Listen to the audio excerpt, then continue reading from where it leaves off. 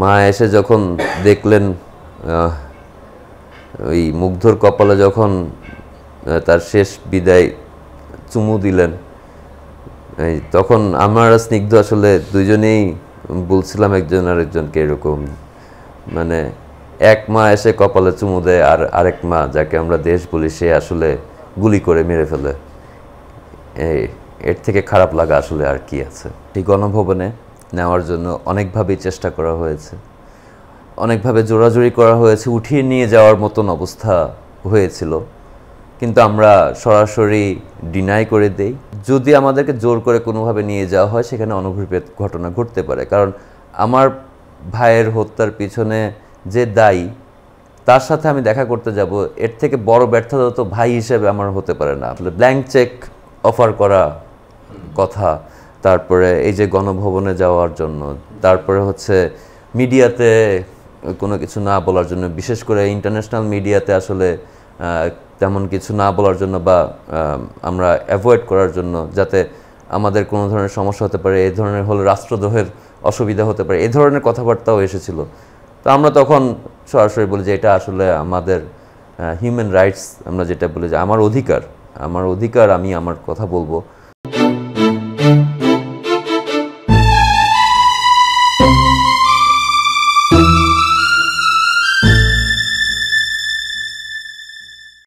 আমার সামনে আজকে যিনি অতিথি হয়ে বসেছেন, যার সঙ্গে কথা বলবো, তিনি মুগ্ধের বড় ভাই মীর মাহমুদুর রহমান দীপ্ত।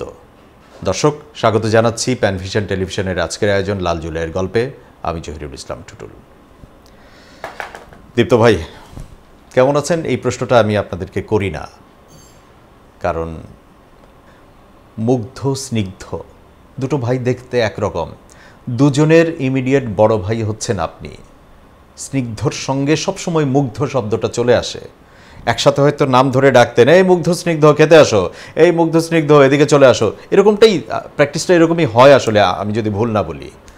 আজকে সেই মুগ্ধটা নাই। কেমন ছিল একদম ওর সঙ্গে শেষ দেখার সময়টা যদি একটু বলেন, যে শেষ কখন কোথায় দেখা হয়েছিল, তারপর আমরা অন্য গল্পে আসবে। এবং তারপরে যখন হাসপাতালে গিয়ে অথবা ওর যখন আপনি ডেড বডিটা রিসিভ করলেন, ঢাকায় চলে আসলেন, আপনি ওই যে ফ্যামিলি ট্যুরে ছিলেন, ওই সময়টা তো জীবনের মানে সবচেয়ে এলোমেলো সময় ছিল আপনার জন্য। আপনি যে বললেন, আপনার কথার প্রথম থেকে যদি আসি, এই যে বললেন যে এই ঘরে ঢোকার পর থেকে আপনাদের মিডিয়া পার্সনদের কথা যেটা বলতেছেন, যে সেই আনন্দ উচ্ছ্বাসটুকু থাকে না, ক্যামেরার পিছনের যে লোকরা কাজ করছেন তারাও তো আসলে দিন শেষে মানুষ, সেই মানবিক দিক নিয়েই আসে। আপনি যদি খেয়াল করেন, সেই গত বছরের এই জুলাই অগস্টের সময় এই আপনাদের মিডিয়া পার্সনরাও কিন্তু এসে দাঁড়িয়েছিল এই মীর মুগ্ধ এবং অন্যান্য শহীদদের জন্য। আপনি যদি দেখেন যে তখনকার একটা ইন্টারভিউর সময়, আমি যদি স্পেসিফিক বলি, যে একটা নিউজ চ্যানেলের আপনাদের যে যমুনা টিভি আছে, সেখানে আঞ্জুমান আরা নিকোল যখন মুগ্ধর কথা বলতে গিয়ে আসলে অ্যাঙ্কর হয়েও কেঁদে উঠেছিলেন এবং খুবই সহজভাবে স্বীকার করেছেন এটা আসলে উনি কোনো ভিউর জন্য করতেছেন না, এটা আসলে মন থেকে। তার কথা বলেন, অন্যান্য বিভিন্ন মিডিয়া পার্সন যারা কাজ করেন তারাও যখন রাস্তায় নেমে আসেন, মুগ্ধর সাথে অন্যান্য শহীদদের কথা যখন বলে, তারা আসলে যখন বলেন যে তারা নিজেদেরকে আটকায় রাখতে পারেন নাই। কেন বলেন? কারণ আসলে তো এই মীর মুগ্ধ বলেন, আবু সাইদ বলেন, ওয়াসিম বলেন, যারাই আছে এরা সবাই আপনাদেরই সন্তানদের মতোই, কারো না কারো সন্তান, কারো না কারো ভাই, কারো না কারো বোন, এভাবেই তো আসে। এবং মুগ্ধর ব্যাপারটা যদি আমি বলি, যে আমরা সবাই বেশিরভাগ মানুষই, বাংলাদেশের বেশিরভাগ মানুষ আসলে এরকম মধ্যবিত্ত পরিবার থেকেই আসে, এবং আমরা চিন্তা করি যে একজন আরেকজনকে সাহায্য সহযোগিতা করে সমাজটাকে একটু সুন্দর করে রাখার জন্য। এই জন্যই তো আসলে সামাজিকতার মধ্যে আসা। এর মধ্যে এই যে মুগ্ধ যেটা করছিল তখন, যে আগে গিয়ে আহত যারা ছিল, আহত যোদ্ধারা যারা ছিল, তাদেরকে উদ্ধার করে হসপিটালে নিয়ে আসা, সেটা ছিল ওর প্রাথমিক কাজ। এটা অনেকেই হয়তো বা এখন জানে না, কারণ ওর পানি দেওয়ার বা বিস্কুট দেওয়ার ভিডিওতে হয়তো মানুষ বেশি দেখেছে, সামনে এসেছে। তো তার আগে যেটা করেছিল যে আহতদেরকে হসপিটালে নিয়ে এসে যখন দেখলো যে না সব আহত যোদ্ধাদেরকে মোটামুটি এখন হসপিটালে নিয়ে আসা হয়েছে, এর মধ্যে আবার আরেকটা লাশ পড়েছিল তখন, সেই লাশটা যাতে পুলিশ নিয়ে যেতে না পারে উত্তরা আজমপুরে থানার সামনে, সেই লাশটা যাতে না নিয়ে যেতে পারে সেজন্য তারা বিভিন্নভাবে চেষ্টা করে সেটাকেও নিয়ে এসেছিল আমি যতটুকু জানি এখন পর্যন্ত। তারপরে যখন দেখলো যে এই কাজগুলো শেষ, তখন আর কি করা যায়, কারণ হিংসাত্মক কোনো কিছু আসলে আমরা কখনো করা শিখিনি বা মীর মুগ্ধরা শিখিনি। তো তারা তখন হচ্ছে এই পানি এবং বিস্কুট দিয়ে সবাইকে সাহায্য সহযোগিতা করছিল যাতে মানুষের মানবিকতার দিক থেকে, এবং এটা যে শুধু এখন করেছে তা না, আগে থেকেই ওরা এই ধরনের কার্যক্রমগুলোর সাথে যুক্ত। 2018 সালে নিরাপদ সড়ক আন্দোলন বলেন, এর আগের যে কোটা আন্দোলন ছিল, সবগুলোতে ওরা পানি এবং বিস্কুট নিয়ে মানুষের পাশে গিয়ে দেয়, স্নিগ্ধ মুগ্ধ একই সাথে, এবং স্কাউটের অন্যান্য সদস্যরাও গিয়েছিল। তো মানুষ আসলে নিজেকে এই মীর মুগ্ধর জায়গায় বা এই আবু সাইদদের জায়গায় আসলে নিজেদেরকে কল্পনা করে ফেলেছিল যে আমিও তো ঠিকই ওর মতন এই একইভাবে আমি পানি দিয়ে মানুষকে সাহায্য করতে যেতাম, তাহলে ওর এই গুলিটা তো আসলে আমিও খেতাম, তাহলে তো আমি নিজেও আসলে মারা যেতাম বা আমি ইন্তেকাল করতাম। এই চিন্তা ভাবনা থেকে হয়তো বা মানুষ আসলে নিজেরাই নেমে এসেছিল যে সবাই মীর মুগ্ধ, সবাই আবু সাইদ, এটা চিন্তা করে আসলে নেমে এসেছিল। এটা গেল আপনার, যদি আমি প্রেক্ষাপট বলি যে তাদের বেলায় আসলে ঘটনাটা কি ঘটেছিল, আর আমার বেলায়, কারণ আপনিও ফ্যামিলির সাথে ঢাকার বাইরে ছিলেন, মাত্র 2 দিন আগেই সম্ভবত বা 1 দিন আগে মুগ্ধ আপনাদেরকে বিদায় দিয়েছিল, ভাইয়ের সাথে সরাসরি ওইটাই মনে হয় শেষ দেখা। এরপরে তো আর সচেতন মুগ্ধকে তো আর পাননি, জীবিত মুগ্ধকে আর পাননি। তো এবং আপনি প্রথম জানতেন ওইখানে ওই টিমের মধ্যে ট্যুরে যারা ছিল ফ্যামিলির, যে মুগ্ধ আসলে নাই।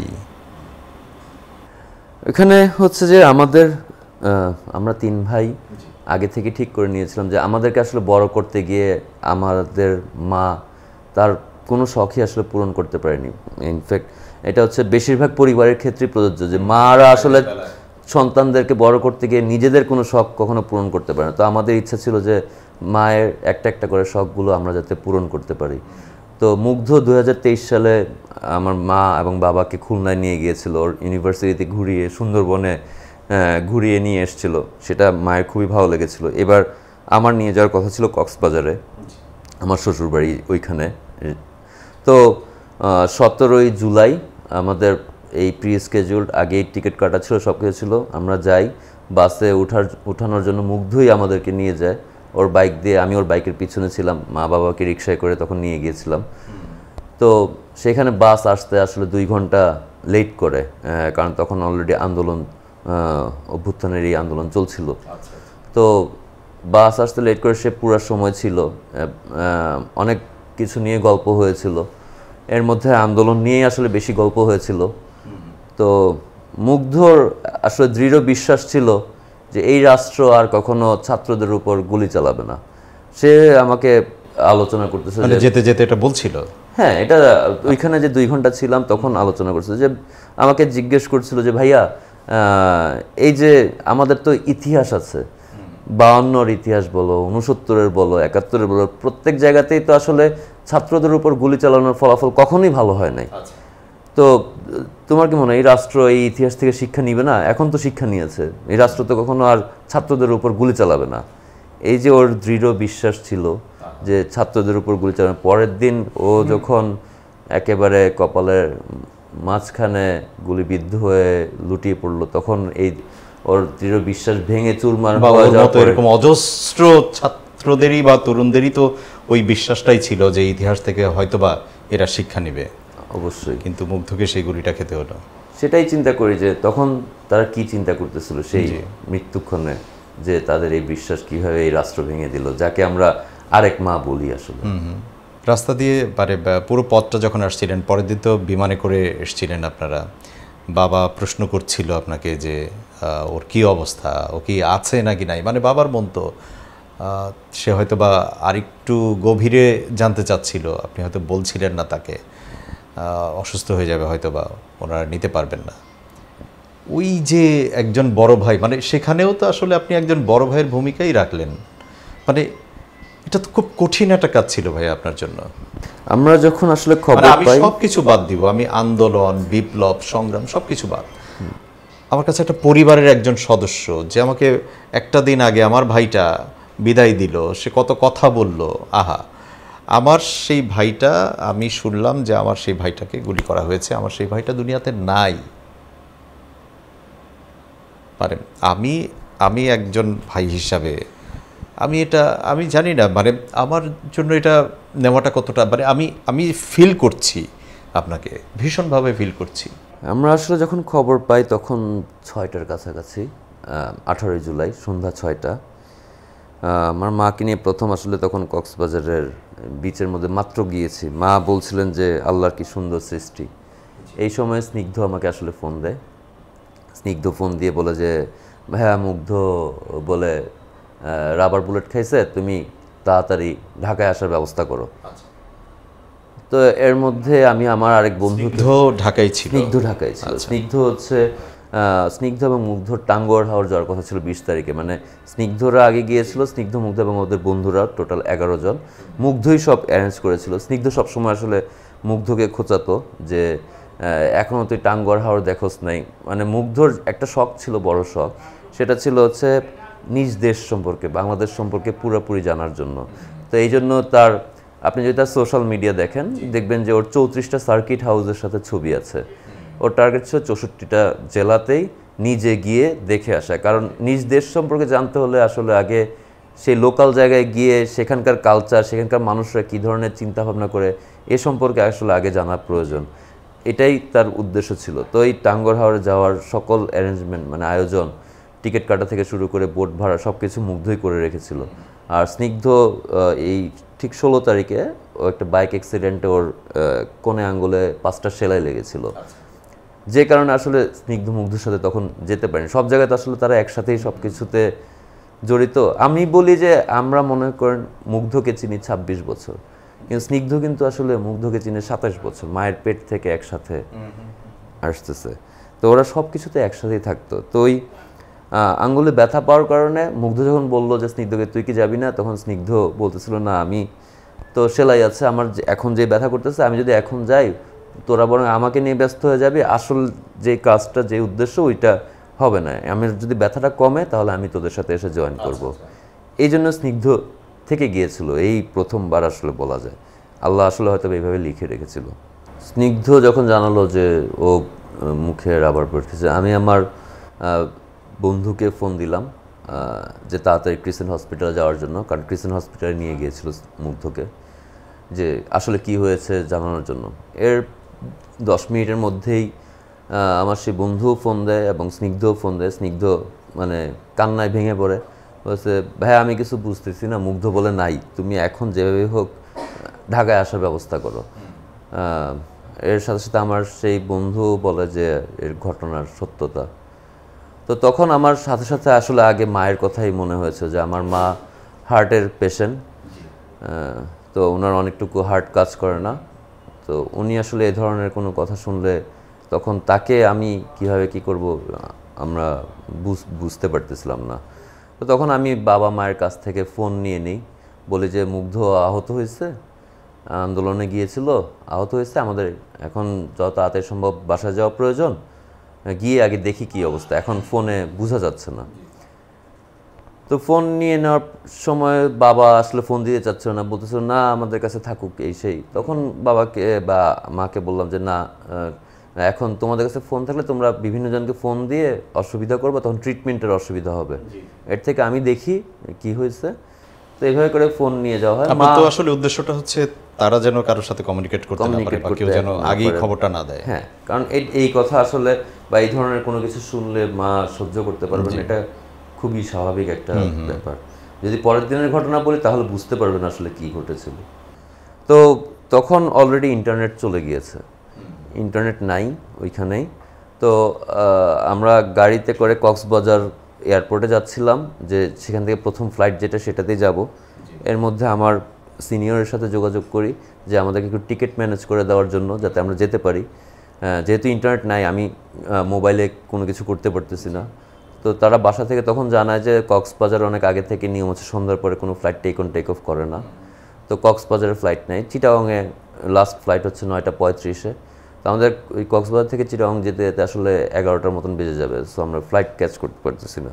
তখন আমার আরেকজন সিনিয়র রেডি হয়ে যায় যে ওনার গাড়ি দিয়ে আমাদেরকে ওই অবস্থাতেই ঢাকায় নিয়ে আসবে। আমাদের আরেকজন আছে Atik sir, captain Atik sir, তো উনি আবার ফোন দেন। উনি সবসময় দেখা যায় ইমার্জেন্সিগুলোতে বেশ সাহায্য করেন তার জুনিয়রদেরকে। তো উনি আমাদেরকে জানান যে এখন রাস্তার যে অবস্থা, আমরা তো আসলে সংবাদ দেখতে পাচ্ছি না, তখন অনেক ভাঙচুর, অগ্নিসংযোগ এগুলো চলতেছে। বলছে যে রাস্তায় যাওয়া কোনোভাবেই ঠিক হবে না, কারণ আমার সাথে আমার মা আছেন, আমার ওয়াইফ আছেন, তো তাদেরকে নিয়ে এই ধরনের রিস্ক নেওয়া ঠিক হবে না। সকালবেলা 6:30টায় US বাংলার ফ্লাইট আছে, তো সেটাতে গেলে আমরা যেহেতু উত্তরাতে থাকি, আমরা 7:30 বা 8টার মধ্যেই আমরা বাসায় থাকতে পারবো। আর গাড়িতে যদি যাই, কোনো যদি সমস্যা নাও ঘটে আমাদের 7টা বাজবে, আর সমস্যা ঘটলে তো আসলে পরে কি হয় ঠিক নেই। তো আমি সেই ইয়াটা নেই, আমার একজন সিনিয়রের বাসায় থাকি এবং তাদেরকেও বলা থাকে আগে থেকেই যে বাবা মাকে যাতে কোনো কিছু না জানায়। কিন্তু এই যে ওইখানে তখন অবস্থান করা, মানে ওই রাতটা তো আপনি একটা মানুষ এই পরিবারের মধ্যে, ইভেন মনে হয় তখন আপনি ভাবির সাথে, মানে আপনার ওয়াইফের সাথে কি আলাপ করেছেন? হ্যাঁ, আমার ওয়াইফকে তখন জানানো হয়েছিল জানাইছেন যে এই ধরনের কিছু হয়েছে, এখনো কনফার্ম না, কিন্তু তুমি আব্বু আম্মুকে বলো না, এটা বলেছিলেন। কিন্তু এই যে তখন অবস্থান করা, কখন সকাল হবে, কখন যাবেন, মানে একটা হচ্ছে ওই সময়ই যদি রওনা দিতেন সেটা একটা ভিন্ন প্রেক্ষাপট, কিন্তু তারপরে ওখানে থাকতে হচ্ছে এই একটা অবস্থা নিয়ে। নিজের ভাইটা আপনি জেনেছেন যে সে হয়তো দুনিয়াতে নাই, এটাই নিশ্চিত খবর আপনার কাছে। সময়গুলো তো কাটছিল না ভাই আপনার? না, সময়গুলো তো আসলে সেটা তো আসলে কঠিন সময় ছিল, যে তখন মায়ের কথা চিন্তা করে নিজেকে শক্ত রাখা, নিজে কাঁদতেও পারতেছি না তাদের সামনে, আবার বলতেও পারতেছি না, কিছুই করতে পারতেছি না। এর মধ্যে আবার মুগ্ধকে কবর দেওয়ার ব্যাপারে আলাপ চলছে যে কীভাবে করবে, কারণ আমরা পারিবারিকভাবে সিদ্ধান্ত নেই এবং আমাদের দাদা দাদির কবর এই উত্তরাতেই। আমরা চেষ্টা করি যাতে প্রতি মাসে একবার হলেও গিয়ে কবর জিয়ারত করে দোয়া করে আসতে পারি আমাদের আত্মীয় স্বজনদের জন্য। তো দাদা দাদিকে যেখানে শায়িত করা আছে সেখানে আমরা কবর দিতে চেয়েছিলাম, কিন্তু উত্তরার কবরস্থানের নিয়ম হচ্ছে এ ধরনের ক্ষেত্রে পোস্টমর্টেম অথবা NOC ছাড়া তারা কবরস্থ করতে দেয় না। তো এই জন্য থানার মধ্যে আমার চাচা চাচিরা গেলেন, তখন থানার কর্তব্যরত দায়িত্বরত লোকরা বললো যে তাদের নাকি তখন একটা কলম চালানোর কোনো বিন্দুমাত্র অনুমতি নেই, তারা কিছুই করতে পারবে না, আমাদের পক্ষ থেকে যা খুশি করার করতে। এর মধ্যে পুলিশ লাশ নিতে এসেছিল, ওরা নিয়ে যেতে চেয়েছিল, কিন্তু আমরা যেহেতু এখানেই জন্ম, এখানেই বড়, আমাদেরকে আশেপাশে বেশিরভাগ মানুষরাই চিনে, 1000-এর উপর মানুষ তখন অলরেডি মুগ্ধর সাথে, তারা কেউ পুলিশকে ধারে কাছেও আসতে দেয় নাই। তার যে লাশ রাখা ছিল সেখানে স্কাউটের সদস্যরা এসে লাইন করে করে একজন একজন করে দেখে এবার বের হয়ে যাওয়ার জন্য ব্যবস্থা করতে হচ্ছিল। তো শেষ পর্যন্ত আমরা কামারপাড়া বামনারটেক কবরস্থান যে সেখানে সকালে তো আসলেন, সকালে আসলাম, ফ্লাইটে আসলাম, এসে আমরা বাসায় পৌঁছানো পর্যন্ত আসলে বাবা মা কেউ জানতেন না যে মুগ্ধ নাই। এর মধ্যে বাবা জিজ্ঞাসা করেছিলেন যে ও আছে না নাই, তো তখন আসলে কিছু জবাব দিতে পারি নাই, জবাব না দিয়ে সামনে তাকিয়েছিলাম আসলে না শোনার ভান করে। আর মা এর মধ্যে যখন আমি দেখলো যে আমি জবাব দিই নাই, মা এর মধ্যে গাড়ির মধ্যে এই কান্না করে দিয়ে বলেছিল যে আমার এই নামাজি ছেলেটাকে আল্লাহ এত সহজে নিয়ে যাবে না, আল্লাহ এত নিষ্ঠুর হবে না, এই বিশ্বাস আমার আছে। এভাবে আসলে কান্না করছিল মা। তারপরে আসলাম, গাড়ি থেকে যখন আসলাম তখনই তো 1000-এর উপরে মানুষ চারপাশে ঘিরে রেখেছে। বাবা তখন বুঝে গেছে যে আসলে কিছু হয়েছে। আমি আর বাবা মার দিকে তাকাতে পারি নাই, তখন আর সম্ভব ছিল না। আমি নেমে আসলে মুগ্ধর কাছেই চলে গেছিলাম। মা নেমে যখনই শুনলেন যে মুগ্ধ নাই, উনি সেন্সলেস হয়ে গেলেন। এরপরে তাকে ধরে উপরে নিয়ে গেল। উনি ওই দিন 9 বারের মতন আসলে জ্ঞান হারিয়েছিলেন, লাশ দেখতে পারেন নাই, অনেকক্ষণ 3 ঘন্টা ধরে দেখতে পারেন নাই। শেষ পর্যন্ত আমি গিয়ে মাকে নিয়ে আসা লাগছে দেখার জন্য। মা এসে যখন দেখলেন, ওই মুগ্ধর কপালে যখন তার শেষ বিদায় চুমু দিলেন, এই তখন আমার আর স্নিগ্ধ আসলে দুইজনেই বলছিলাম একজন আরেকজনকে এরকম, মানে এক মা এসে কপালে চুমু দেয় আর আরেক মা যাকে আমরা দেশ বলি সে আসলে গুলি করে মেরে ফেলে। এর থেকে খারাপ লাগা আসলে আর কি আছে। এরপরে তো দাফনটা আপনারা উত্তরা ওই কবরস্থানে করতে পারলেন শেষ পর্যন্ত। আচ্ছা, একদম এই এখনকার প্রেক্ষাপটে যদি আসি যে বিচারিক কার্যক্রম চলছে, তারপরে দৃশ্যমান কোনো বিচার এখনো হয় নাই, কিন্তু অফ এয়ার আপনার সঙ্গে কিছু বিষয় নিয়ে কথা বলছিলাম যে পরবর্তীতে তো আমরা কিছু নাটক দেখেছি হাসিনা টিকে থাকার সময়ে, বিশেষ করে আবু সাঈদের পরিবার সহ আরও এরই মধ্যে যাদেরকে তারই নির্দেশনায়, এখন তো আমরা নির্দেশনার বিভিন্ন ক্লিপগুলো আন্তর্জাতিকভাবে প্রমাণও পেয়েছি যে সরাসরি এই গুলি করার নির্দেশদাতা ছিলেন স্বয়ং হাসিনা। এটা তো একদম সন্দেহাতীতভাবে প্রমাণিত হয়েছে বিভিন্ন গণমাধ্যমে। এটা নিয়ে আর নতুন করে পলিটিক্স করার কোনো সুযোগ নাই। তো আমরা এই জন্য নিশ্চিত হয়ে বলছি যে সেই হাসিনার গুলিতেই, অর্থাৎ তারই নির্দেশনায় যাদেরকে হত্যা করা হয়েছে তাদের পরিবারকে আবার উনি তার কার্যালয় বা গণভবনে ডাকলেন এবং আমরা সেই দৃশ্যগুলো দেখেছি, এবং আবু সাঈদের পরিবারকেও ডেকেছিলেন। যদিও আমরা কিছুদিন আগে আরেকটা আল জাজিরার একটা ডকুমেন্টারিতে আমরা দেখলাম যে আবু সাঈদের বাবা মা একদম বলেই দিলেন যে আমাদেরকে তো জোর করা হয়েছে মানে নিয়ে আসার জন্য, না হলে যদি আরেকটা কোনো ক্ষতি করে রীতিমতো। এবং ওনারা সেই স্টেটমেন্টও কিন্তু দিয়েছেন যে তাদের ইচ্ছায় আসলে, কারণ তারাও তো বুঝতে পারছিল, এবং ওনারা বলছিলেন যে আমরা মূর্খ না। আপনি যেটা বলছিলেন, আমরা কিন্তু মুগ্ধর পরিবারকে সেই জায়গাটায় দেখি নাই। অনেকের পরিবারই সেদিন এসেছিল এবং হাসিনা জড়িয়ে ধরে তার সে কি নাটক, সে কি কান্না ভাব, যেটা সে সবসময় করে গেছে তার অভিনয়ে, কিন্তু মুগ্ধর পরিবারকে দেখি নাই। এটার কারণটা কি?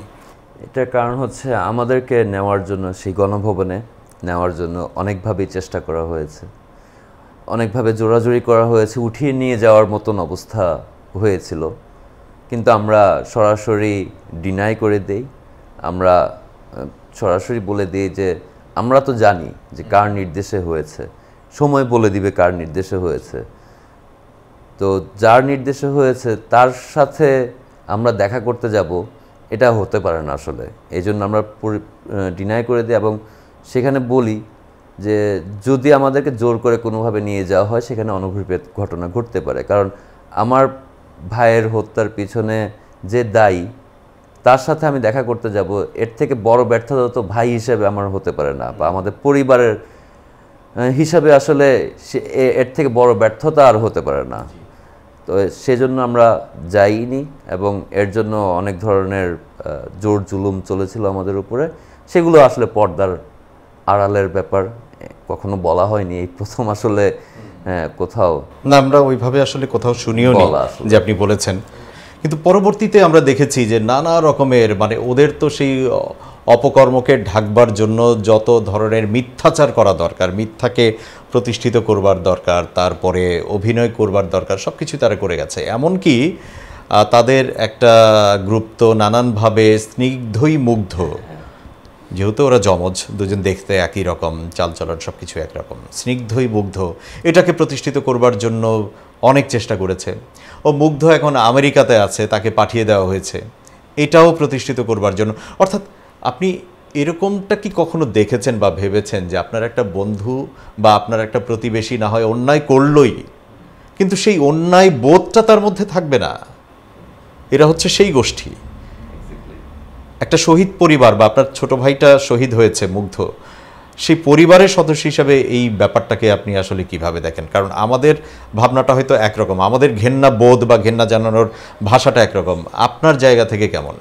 এটা তো আসলে আমি বলবো তারা মানসিকভাবে আসলে অসুস্থ, এই কথাই সবার আগে বলবো। কারণ আপনার সেই 2024-এর জুলাইয়ের সময় আপনি যদি খবরগুলো একটু দেখেন, যে তখনই তারা মুগ্ধর একটা স্ট্যাটাস নিয়ে, নিরপেক্ষ একটা সোশ্যাল মিডিয়ার একটা পোস্ট নিয়ে তারা রাজনীতিকরণ শুরু করেছিল। তো তখনকার যে শিক্ষামন্ত্রী নওফেল, উনি প্রধানমন্ত্রীর উপদেষ্টা, দুজন প্রতিমন্ত্রী এবং বিওপির ভাইস চ্যান্সেলর ও ডিপার্টমেন্টাল চেয়ারম্যান, ওনারা বাসায় এসেছিলেন, আপনাদের বাসায়? আমাদের বাসায়। এটা কি মুগ্ধ মুগ্ধ শহীদ হবার পর? আচ্ছা, কতদিন পর? সম্ভবত এটা 26 তারিখের দিকে বা 27 তারিখের দিকে, 26 জুলাই 2024 তখন এসেছিল। এটার অনেক নিউজ চ্যানেলে আপনি পেয়ে যাবেন। তারপর আমরা এখানে একটু ডিটেইলটা জানতে চাই। তো এখানে তারা অনেকক্ষণ ধরে আমাদেরকে ব্রেকডাউন করার ট্রাই করেছিল। কোনো মিডিয়াকে কিন্তু আমাদের বাসার ভিতরে ঢোকার অ্যাক্সেস তখন দেওয়া হয় নাই। ওনারা যখন এসেছিলেন, ওনারা বাসার নিচে গ্যারেজের সামনেই সকল মিডিয়া ওয়েট করছিলেন। তো 2.5 ঘন্টা ধরে আমাদেরকে ব্রেকডাউন করার ট্রাই করা হয়, বিভিন্ন ধরনের প্রলোভন দেওয়া হয়। কি ধরনের প্রলোভন বা কি প্রলোভনের বলছিলেন? মধ্যে আপনি এমনও পেতে পারেন যে আসলে ব্ল্যাঙ্ক চেক অফার করা কথা, তারপরে এই যে গণভবনে যাওয়ার জন্য, তারপরে হচ্ছে মিডিয়াতে কোনো কিছু না বলার জন্য, বিশেষ করে ইন্টারন্যাশনাল মিডিয়াতে আসলে তেমন কিছু না বলার জন্য বা আমরা অ্যাভয়েড করার জন্য, যাতে আমাদের কোনো ধরনের সমস্যা হতে পারে, এই ধরনের হলে রাষ্ট্রদ্রোহের অসুবিধা হতে পারে, এই ধরনের কথাবার্তাও এসেছিল। তো আমরা তখন সরাসরি বলি যে এটা আসলে আমাদের হিউম্যান রাইটস, আমরা যেটা বলি যে আমার অধিকার, আমি আমার কথা বলবো। তো সেখানে তাকে আমাদের বলা হয় যে দেখেন, মুগ্ধর যেই ভিডিওটা দেখেছেন সেটা মাত্র 38 সেকেন্ডের, ওর ফোনটা আমি এখনও ব্যবহার করি, মুগ্ধর ফোনটা এবং ঠিক যেভাবে ছিল সেভাবেই আছে, এই ফোনেই ওর ওই ভিডিও ছিল। তো বললাম যে এখানে 1 মিনিট 19 সেকেন্ডের পুরো ভিডিও এবং অন্যান্য আরও কিছু ভিডিও দেখায়, ছাদ থেকে গুলি করছিল পুলিশ, সেই ভিডিও মুগ্ধ করে রেখেছিল যে, এবং ওর গলায় আছে যে আরে ভাই ছাদ থেকে গুলি আসতেছে, পিছায় বাকিদেরকে সে রক্ষা করতেছে। তো ওই ধরনের 1-2টা ভিডিও দেখিয়ে বলি যে দেখেন, এই ধরনের আরও ভিডিও যেগুলো আছে আমি আপনাকে এখন দেখাচ্ছি না, কিন্তু আমাদের সাথে যদি আপনারা সেই রাজনীতিকরণের চেষ্টা করেন, এই যে মুগ্ধর একটা স্ট্যাটাস নিয়ে যে আপনার সহকর্মীরা রাজনীতিকরণের চেষ্টা করতেছে, যেখানে মুগ্ধ স্পষ্ট বলেছে যে ও নিউট্রাল, ও সরকারের বিপক্ষে রাস্তায় নেমেছে এবং অন্যান্য যারা রাজনৈতিক দল আছে তাদের জন্য বলতেছে যে জামাত, শিবির, বিএনপির উদ্দেশ্যে বলছি যে আপনারা আন্দোলন করলে ছাত্র হয়ে আন্দোলনে আসুন, কোন রাজনৈতিক ব্যানারের আন্ডারে নয়। তো এটা তো এর চেয়ে নিরপেক্ষভাবে কথা বলার আর কি আছে? তো সেটা নিয়ে তারা রাজনীতিকরণ শুরু করেছিল। তো তখন সেটা বললাম যে আপনারা যদি এটা বন্ধ না করেন, তাহলে আসলে এ ধরনের কোনো কিছু ছড়িয়ে গেলে তখন পরিস্থিতি আরও খারাপ দিকে গেলে আমাদের কোনো দায়ভার থাকবে না। তো তখন উনি শেষ পর্যন্ত নিচে নেমে মিডিয়ার সামনে তার প্রথম বক্তব্যই ছিল যে মুগ্ধ সম্পূর্ণ অরাজনৈতিক এবং ওনারা এটার নিরপেক্ষ বিচার চায়, এ ধরনের কথাবার্তা বলেছিল। আপনারা ইন্টারভিউগুলো দেখলেই আপনারা পেয়ে যাবেন। তার প্রথম কথাই ছিল মুগ্ধ সম্পূর্ণ অরাজনৈতিক। তো এ ধরনের বিভিন্ন চাপ তো প্রতিনিয়ত তখন ছিলই। মানে আপনি আসলে যেটা বলেছেন সেটাকে সে ক্যাশ করেছে আলটিমেটলি। ভাইয়া, মুগ্ধ তো বিদায় নিল, এরপরে আসলে পরিবার নিয়ে বা আপনি আপনার জায়গা থেকে, আপনাদেরকে তো সারা বাংলাদেশের মানুষ চিনে ফেললো, সারা দুনিয়ার মানুষ চিনল আস্তে আস্তে করে, এবং স্বাভাবিকভাবে দায়বদ্ধতাও তো ওই অর্থে কিছুটা বেড়েও গেল। আমি মানে ব্যাপারটাকে কোনভাবে আপনি নেবেন আমি জানি না, কিন্তু এই পরিবারগুলোর দিকেও কিন্তু মানুষ তাকিয়েছিল যে এই পরিবারগুলো হচ্ছে আন্দোলনের পরবর্তীতে উৎসাহের বলেন, উদ্দীপনার বলেন, সাহসের রসদ জুগিয়েছে কিন্তু এই পরিবারগুলো। তো সেখান থেকে পরবর্তীতে আপনারা মানসিকভাবে তো তখন একদমই বিপর্যস্ত, কিন্তু সেই জায়গা থেকে কিভাবে বাকিদের সঙ্গে কমিউনিকেশনটা করছিলেন যারা একদম রাস্তায় তখনও আন্দোলনে আছে, মুগ্ধর বন্ধুরা বা আপনার বন্ধুরা, কলিগরা যারা আছে, তাদের সঙ্গে আসলে কমিউনিকেশনটা কী হচ্ছিল তখন? আচ্ছা, তাদের সাথে যদি কমিউনিকেশনের কথা বলি, সেখানে আসলে এমন পরিস্থিতি তৈরি হয়ে গিয়েছিল যে আমরা যদি তখন সরাসরি রাস্তায় নামি, তখন আমাদেরকে আগে টার্গেট করে সরিয়ে ফেলা হয়, এই ধরনের সিচুয়েশন। তাহলে তখন আমরা কি করতে পারি? যেহেতু রাষ্ট্রের বিভিন্ন মানুষেরা আমাদের কাছে তখন আসছে, তাহলে আমরা আন্দোলনটাকে সেখান থেকে আমরা আমাদের প্রয়োজন অনুযায়ী, অভ্যুত্থানটাকে আমাদের প্রয়োজন অনুযায়ী যাতে পরিচালিত করতে পারি। যেমন আমি যদি ছোট্ট একটা উদাহরণ দিই, যে মেয়র আতিক, উত্তরার মানে ঢাকা উত্তরের মেয়র আর কি, হ্যাঁ, উনি এসেছিলেন বাসায়। উনি আসার পরে ঠিক আগের দিন আমাদের কথা হচ্ছিল যে যারা এইচএসসি পরীক্ষার্থী, তখনকার এইচএসসি পরীক্ষার্থী অনেককে তখন গ্রেপ্তার করে হাজতে নিয়ে রাখা হয়েছিল, কিন্তু তাদের পরীক্ষা তো আসলে শুধুমাত্র স্থগিত করে রাখা হয়েছিল তখনকার জন্য, ওই সময়ের জন্য। তো এই আন্দোলন বা অভ্যুত্থান শেষ হলে তো আসলে তাদের পরীক্ষা আবার শুরু হওয়ার কথা। তো তারা যে এই যে জেল হাজতে আছে, এটা তো তাদেরকে পুরো মেন্টালি ট্রমার মধ্যে ফেলেছে, তাদের ভবিষ্যৎটা নষ্ট হয়ে যাচ্ছে।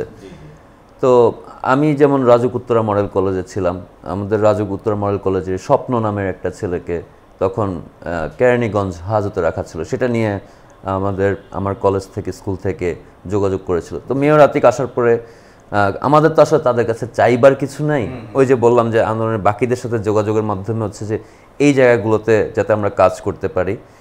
তো তাকে তখন আমি এই কথাটা বললাম যে এইচএসসি পরীক্ষার্থী, তাদেরকে তো আগে ছাড়ানোর ব্যবস্থা করতে হবে, কারণ এইভাবে সাহায্যটুকু তো আমরা করতে পারি। তখন সাথে সাথে উনি, তখন তার সাথে সে বিওপির ভাইস চ্যান্সেলর উনি ছিলেন সাথে।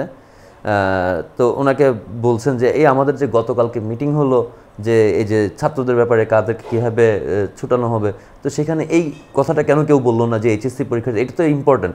কারণ আমি তখন বলেছিলাম যে এই এইচএসসি পরীক্ষার্থীদের জন্য তো এখন অভিভাবকরাও নেমে আসবে, কারণ তাদের সন্তান এখন হাজতে আছে, তাদের পরীক্ষার মাঝখানে আছে। তো অভিভাবকরা তো বসে থাকবেন, আপনারা তো এই পরিস্থিতি সামলাতে পারবেন না, তাহলে তো আগে তাদেরকে আপনার ছাড়তে হবে, ছাত্রদেরকে তো আপনি এইভাবে রাখতে পারেন না। তো তখন তারা এটাকে গুরুত্ব দিয়ে তখনই সে সাথে সাথে তৎকালীন স্বরাষ্ট্রমন্ত্রীর সাথে যোগাযোগ করেন, এবং এর পরের দিন সকালের মধ্যেই তাদেরকে ছেড়ে দেওয়ার ব্যবস্থা করা হয়। স্বপ্ন নিজেও আমার সাথে যোগাযোগ করেছে যে হ্যাঁ, তারা বের হতে পেরেছে। তো এভাবে আসলে তখন আমরা 5ই আগস্ট পর্যন্ত বিভিন্নভাবে এই জিনিসগুলোর সাথে আসলে আমরা হয়তোবা যুক্ত ছিলাম। আর অগাস্টের পরে যখন নতুন সরকার আসলো, এই ইন্টারিম গভর্নমেন্ট, তখন তাদের সাথে বিভিন্ন ধরনের কথাবার্তা হলো যে কীভাবে আমরা সাহায্য সহযোগিতা করতে পারি, যেহেতু তারা আমাদেরই সরকার, আমাদের জন্যই, আমাদের এই জনগণদের জন্যই। তো সেখানে দেখা গেল যে জুলাই শহীদ স্মৃতি ফাউন্ডেশন যখন করা হলো, সেখানে যখন বলা হলো যে দায়িত্ব নেওয়ার জন্য, তো সেখানে স্নিগ্ধ স্বতঃস্ফূর্তভাবে এগিয়ে যায়, যেহেতু তার আগের থেকে সামাজিক কার্যক্রমের ব্যাকগ্রাউন্ড রয়েছে। তো এভাবে আসলে আমরা এখন পর্যন্ত কাজের সাথে যুক্ত, এই শহীদ পরিবারদের জন্য, আহতদের জন্য এবং অন্যান্য কিছু ছোট ছোট কাজের জন্য আমরা যুক্ত রয়েছি। শহীদ পরিবারের একজন বড় ভাই হিসেবে এক হচ্ছে যে আমার ভাইটা আন্দোলনে কেন গেল, না গেলেই হয়তো, বা ঠিকই তো ছিল, এরকম কখনো ভাবনা আসে? কখনো না, এই ধরনের কোনো ভাবনা আসলে আসে না, কারণ এই অভ্যুত্থান তো আসলে শুধুমাত্র এই 1 মাসের জন্য হয়নি। এটি আসলে সেই 2009 থেকে যদি আপনি চিন্তা করেন, যে এই যে যারা জীবনগুলো দিয়েছে, তাদের যখন থেকে বুঝার বয়স হলো, তখন থেকে তারা দেখে আসছে এই ধরনের ঘটনা, এক এক বছর এক একটা ঘটনা। আপনি যদি দেখেন যে শাপলা চত্বরের ঘটনা, বিডিআর বিদ্রোহ ঘটনা, একটার পর একটা, এগুলো সব কিন্তু আসলে একসাথে পুঞ্জীভূত ক্ষোভ, এই জেনারেশন বলেন, যে জেন জি বলেন, তাদের আসলে এটা পুঞ্জীভূত ক্ষোভের কারণেই কিন্তু এই 2024-এর এই অভ্যুত্থান। এটি আসলে আমার মনে হয় না যে 1 মাসের কোনো কিছুর জন্য এটা হয়েছে। ভাই, আপনার সাথে আমি একটু যোগ করে দেই। আমি এই ভিডিওটা মানে আজকে এখানে আসতে আসতে আমি একটা ভিডিও দেখছিলাম, এবং গতকাল বা তার আগের দিন চিফ প্রসিকিউটর উনি তো বক্তব্যে এখন বিভিন্ন বিষয়, বিচারিক কার্যক্রমের বিভিন্ন বিষয়ে আস্তে আস্তে বলা শুরু করেছেন মিডিয়াতে। উনি একটা ঘটনা বললেন, যেটা শোনার পরে আমার কাছে মনে হলো যে এতটা নির্মম কি আসলেও মানুষ হতে পারে। কোন একজন বড় কর্মকর্তা, সরকারের, হাসিনার সরকারের হাই কমান্ডের কর্মকর্তা, যেটা হ্যাঁ আপনিও দেখেছেন, যে যত গুম হয়েছে, খুন হয়েছে সরকারিভাবে, সেই লাশগুলোকে যখন ফেলে দেওয়া হতো, সেই লাশগুলোকে শেষ গুলিটা ওনার পিস্তল থেকে বা বন্দুক থেকে উনি করতেন, এই জন্য যে রক্ত বা ব্রেইন ছিটে হাতে আসলে উনি ফিল পেতেন। হাসিনা সরকারের একজন কর্মকর্তা, এবং 1000-এর উপরে উনি এই কাজটা করেছেন, যেটা এই চলমান বিচারিক কার্যক্রমে প্রমাণিত হয়েছে। একটা ঘটনা। এই জন্যই তো আমি বলি যে এখন তো প্রমাণগুলো আপনারা সবাই নিজের চোখের সামনে আসলে চলে আসতেছে। তো এই জন্যই বলা হয় যে এই যে যারা ওই ধরনের কথাগুলো বলে, যে মেটিকুলাস ডিজাইন বা স্নিগ্ধই মুগ্ধ বা মুগ্ধকে ফ্রান্সে দেখা যাচ্ছে, এই ধরনের কথাগুলো যারা বলে আসলে তারা মানসিকভাবে বিকারগ্রস্ত, মানসিকভাবে আহত। এই অভ্যুত্থানে আসলে যারা আহত হয়ে এখনো হাসপাতালে পড়ে আছে, তাদের থেকেও আসলে তারা বেশি আহত মানসিকভাবে। তো আমাদের কাছে মনে হয় আসলে তারাও তো এই দেশেরই মানুষ, তো তাদের আসলে চিকিৎসার প্রয়োজন। আমাদেরও এগিয়ে যাওয়া প্রয়োজন তাদের চিকিৎসা করার জন্য, চিকিৎসা করে তাদেরকে সুস্থ স্বাভাবিক কর্মময় জীবনে আসলে নিয়ে আসার জন্য। এই গত 16 বছরে তো আসলে তারা এই কর্মময় জীবনের মধ্যে নাই, তো সেখানে আসলে তাদেরকে ফিরিয়ে আনা প্রয়োজন। নাহলে তো আসলে দেশের তো তারাও একটা অংশ, তার একসাথে মিলেই আসলে দেশকে এগিয়ে নিতে হবে। তো এই যে আপনি একটা ঘটনার কথা বললেন, এরকম এটা তো আমরা বলবো যে সাইকোলজিক্যাল সমস্যা, যে সাইকো যে বলে, হ্যাঁ, আমরা সিনেমাতে এরকম দেখেছি, দেখেও কেন যেন বিশ্বাস করতে পারতাম না, তাই না, যে মানুষ কি এরকম হতে পারে। তাহলে এবার চিন্তা করেন যে আপনার চোখের সামনে এই ধরনের ঘটনা ঘটতেছে, এবং আমরা যখন এজাহার দায়ের করি মীর মুগ্ধর কেসের, আমরা কোনো নাম দেইনি যাতে কেউ কোনো হয়রানির শিকার না হয়, যে নিষ্পাপ ব্যক্তি কেউ বা নিরপরাধ ব্যক্তি যাতে হয়রানির শিকার না হয়।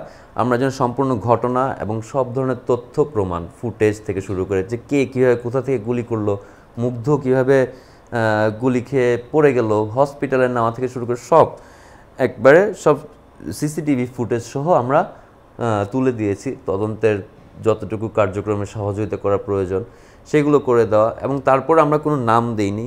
শুধুমাত্র আমরা ইতিহাসে দেখে এসেছি যে এই ধরনের ক্ষেত্রে মামলা বাণিজ্যের হয়, তো সেই ধরনের কোনো কিছু যাতে না হয় তার জন্য আমরা নাম ছাড়া আমরা দিয়ে এসেছি যে আপনারা এই এভিডেন্স অনুযায়ী এর অর্ডার রেসপন্সিবিলিটিতে কারা লিথাল উইপন ইউজ করার পারমিশন দিল, এইভাবে করে একেবারে যতটুকু যাওয়া প্রয়োজন যে দিয়ে একদম টপ পর্যন্ত আপনারা চলে যাবেন। আপনারা এভাবে তথ্য প্রমাণ সহ একজন একজন করে নিয়ে আসুন, যাতে এখানে কোনো ধরনের এই বিচারের ক্ষেত্রে যাতে কোনো ধরনের সময়ক্ষেপণ না হয় বা কোনো ধরনের ক্রেডিবিলিটি নষ্ট না হয়। তো সেভাবে আমাদের এভাবে করে দেওয়া, আপনারা দেখবেন এগুলো তো লিখিত আছে, আসলে এগুলো তো আর মুখে বলার কিছু না, লিখিতই আছে। তো তারপরেও দেখা যাচ্ছে যে এখনো পর্যন্ত তদন্তের কার্যক্রম দৃশ্যমান নয়, হ্যাঁ, খুবই স্লো এত কিছু দেওয়ার পরেও। কারণ এই ঘটনাগুলো যতগুলো ঘটেছে, আমি তাজুল ইসলাম যে চিফ প্রসিকিউটর বা অন্যান্যদের সাথে দায়িত্বরত যারা আছেন তাদের সাথে আমরা কথা বলেছি, তখন আমরা বলেছি বারবার যে এই ঘটনাগুলো তো আসলে বেশিরভাগ ঘটেছে কমার্শিয়াল স্পেসে, যে আপনার যেখানে মানুষ জমায়েত হতে পারে। আর কমার্শিয়াল স্পেসে সিসিটিভি ক্যামেরার অভাব নাই, প্রচুর সিসিটিভি ক্যামেরা, সিসিটিভি ফুটেজ পাওয়া। তো সেগুলো সবগুলো একসাথে যদি কালেক্ট করা যায়, যেমন জুলাইয়ের 23 তারিখে পুলিশের একটা বড় কনফারেন্স ছিল, তারা কিন্তু তখন বিভিন্ন কমার্শিয়াল স্পেসগুলোর সিসিটিভি ফুটেজগুলো সংগ্রহ করেছিল কেন, যে আন্দোলনকারী কারা তাদেরকে ধরার জন্য। তো এখন সেই সিসিটিভি ফুটেজগুলো যদি আমরা ব্যবহার করতে পারি যে কারা এই ধরনের নাশকতাগুলো ঘটিয়েছে, তা তো খুবই সহজ এখান থেকে বের করা। তো আমরা বলেছিলাম যে ক্যাটাগরি করতে, যে এই ভিডিওগুলো কোন তারিখের, কোন জায়গার, কোন সময়, এভাবে করে রাখলে আমি যেমন আমার ভাইকে যে কোনো ফুটেজের ছায়া দেখলেও চিনতে পারবো যে এটা আমার ভাই, আমার বাবা যেমন তার সন্তানকে চিনতে পারবেন। এরকম যারা ভিকটিম পরিবার, তারা যখন এসে বলবে, তারা তো জানে যে কোন সময় কোন দিন তার স্বজন ইন্তেকাল করেছে। তো ওই সময়টুকু বললে ওই সময়ের ওই জায়গার ফুটেজগুলো যদি তাকে নিয়ে বসে দেখা হয়, উনি তো বলতে পারবে যে এটা তার ছেলে বা এটা তার স্বামী। তো এইভাবে করে বললে ওই ফুটেজগুলো আলাদা করলে কিন্তু অনেকাংশে চলে আসে যে কারা তখন সেখানে কি কি করেছে। এভাবে করে তো এই তথ্য প্রমাণের ভিত্তিতেও তো আসলে বিচারিক কার্যক্রম খুব সহজেই করা সম্ভব। তো এই ধরনের আসলে এখনো পর্যন্ত আমরা তেমন কোনো দৃশ্যমান অগ্রগতি পাইনি। প্রত্যাশাটা কি? প্রত্যাশা তো আগে অবশ্যই বিচার, যে এই বিচার যদি দেখে যেতে পারে, বাবা মারা অন্তত পক্ষে তাদের একটা মানসিক শান্তি আসবে। আর এই বিচারের সাথে সাথে তারা যে কারণে আসলে জীবন দিয়েছে, হয়তো বা খুব সহজেই তা অ্যাচিভ হবে না, নিয়ে আসা সম্ভব হবে না। আমরা ওই যে ইতিহাসের কথা বারবার বলি, ইতিহাসে যদি দেখি যে একটা বড় অভ্যুত্থান হওয়ার পর আরও ছোট ছোট দুই একটা অভ্যুত্থান হয়, তারপরে একটা সময় গিয়ে দেশ একটা স্টেবল জায়গায় আসে। তো এই ছেলেরা আসলে বা এই মেয়েরা, তারা আসলে দেখিয়ে দিয়ে গিয়েছে যে রাস্তায় এখন কীভাবে নামতে হবে। এখন কিন্তু কেউ আর সেই 16 বছরের জন্য অপেক্ষা করবে না। অন্যায় অবিচার এক্স্যাক্টলি ওই কথাটাই আমি মনে মনে ভাবছিলাম বা আপনার কাছে জানতেও চাইছিলাম যে ওই যে যেটা বললেন যে এখন আসলে কেউ 16 বছরের জন্য ওয়েট করবে না। মুগ্ধরা ওই সাহসটা দিয়ে গেছে আমাদেরকে বা পরবর্তী তারুণ্যকে যে অন্যায় হবে তখনই দাঁড়িয়ে যাব। খুব কষ্ট হয় কখন ভাইটার জন্য, খুব আর ভাল লাগে না কখন। এমন তো অনেক রাত থাকে না যে ঘুম আসে না, এপাশ ওপাশ করতে থাকেন। সবচেয়ে আগে যেটা আসে আসলে ছোট ভাইরা তো নর্মালি মানে সবসময় বড় ভাইয়ের পরিচয় দিতে স্বাচ্ছন্দ্য বোধ করে। এখন হয়ে গেছে কি যে আমি বড় ভাই হিসেবে মুগ্ধর পরিচয়ে হচ্ছে আমার একটা পরিচিতি মানুষের কাছে।